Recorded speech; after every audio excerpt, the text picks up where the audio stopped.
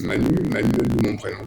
Donc heureusement, les médicaments, les pseudo-médicaments qui sont des poisons, comme le sait l'enseignement national, euh, n'ont pas d'effet sur le système cognitif, ils en ont sur le métabolisme, dont certains peuvent être très désagréables.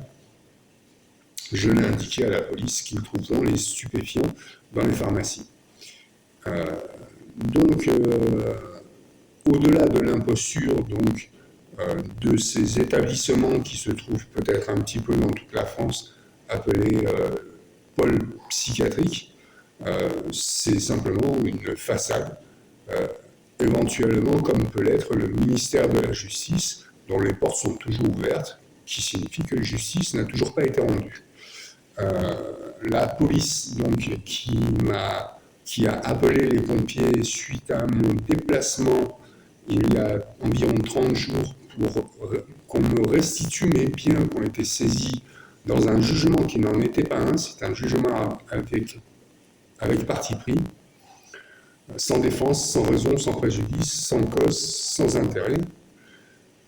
Mes comptes ont été saisis, donc je me suis rendu au commissariat il y a 30 jours et je suis arrivé, après l'intervention des pompiers puis du SAMU, qui a été pris en otage depuis de nombreuses années déjà, dans la manigance franco-allemande, sensiblement organisée depuis 1957, à la constitution de la Ve République française.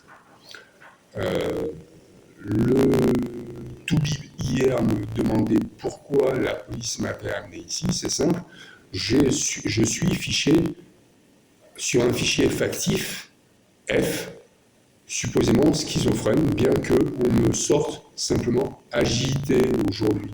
Alors effectivement, il faut être un peu agité dans la vie si on peut s'en sortir, sinon on se fait marcher dessus. Et puis ça dérange pas, ceux-là ça ne les dérangerait pas, ils se feraient passer pour des médecins. Sauf que là c'est l'inverse, c'est le médecin qui te marche dessus impunément. L'hôpital se moque de la charité.